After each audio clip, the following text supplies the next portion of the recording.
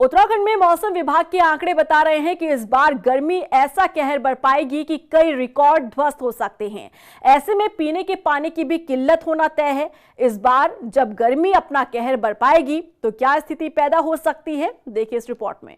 उत्तराखंड में गर्मी ने अभी से अपना असर दिखाना शुरू कर दिया है और इस बार भी मौसम वैज्ञानिकों ने चेतावनी जारी की है कि गर्मियों में इस बार हालात और चुनौतीपूर्ण हो सकते हैं। मौसम विभाग के प्रेडिक्शन के अनुसार इस बार हीट वेव्स के दिनों की संख्या बढ़ेगी। पिछले साल की बात करें तो 15 मई से लेकर 15 जून तक तापमान लगातार ही 40 डिग्री से ऊपर था।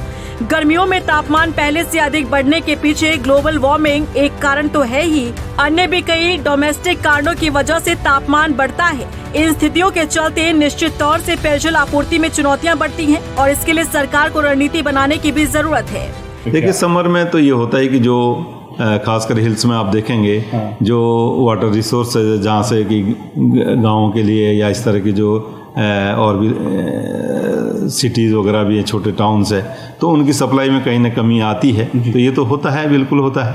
तो उसमें ठीक है, गवर्नमेंट प्लान करती है और जैसे बोला कि भाई ज़्यादा नंबर ऑफ हीट डेज रहने की संभावना है और रेनफॉल एक्टिविटी सामान्य है, उससे कमी दिख रही है, तो पर कहीं ना कहीं एक थोड़ी तैयारी तो बिल्कुल वो बनता है जी। पूरे राज्य की अगर बात करें तो सभी नगरीय क्षेत्रों में सामान्य दिनों में 971.91% MLD पेयजल की डिमांड रहती है। इसके सापेक्ष उत्पादन केवल 678.96 MLD ही हो पाता है। गर्मियों में स्थिति और भयावह हो जाती है। उदाहरण के तौर पर अगर केवल उत्तराखंड की राजधानी देहरादून शहर की बात करें तो यहाँ पर सामान्य दिनों में पेयजल की डिमांड 288 MLD है। इसकी जगह उत्पादन 257 MLD हो जाता है। गर्मियों में स्थिति और खराब हो जाती है।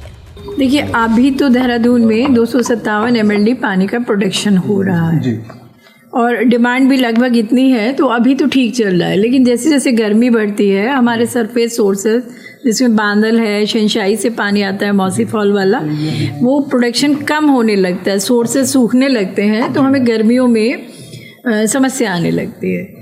इसके अलावा जो हमारा ट्यूबवेल का प्रोडक्शन, अगर कहीं भी पावर फेलियर होती है तो उस इलाके में पानी की दिक्कत हो जाती है। जैसे ही इलेक्ट्रिसिटी रेस्टोर होती है, ट्यूबवेल प्रॉपर चलते हैं, तो हम सप्लाई कर देते हैं। लेकिन वैकल्पिक व्यवस्था के तौर पे हमारे पास 74 विभागीय टैंकर है और 223 हमने चिन्हित किए हुए हैं पूरे स्टेट के लिए। तो अगर कहीं दिक्कत होगी तो हम किराए के टैंकर भी लगा देते हैं। सिमिलरली पूरे स्टेट में हमारे पास 118 जनरेटर हैं और हमने 160 चिन्हित भी किए हुए हैं। कहीं समस्या होगी तो हम उसको लगा सकते। जिस तरह से वर्तमान में गर्मी का प्रकोप देखने को मिल रहा है, तो अनुमान लगाया जा सकता है कि आने वाले दिनों में हीट वेव्स भी चलेगी और गर्मियां अधिक बढ़ने के आसार है। वहीं गर्मी के बढ़ने से कहीं न कहीं पानी की किल्लत रहने वाली है। ऐसे में जल संस्थान के लिए भी चुनौती रहने वाली है।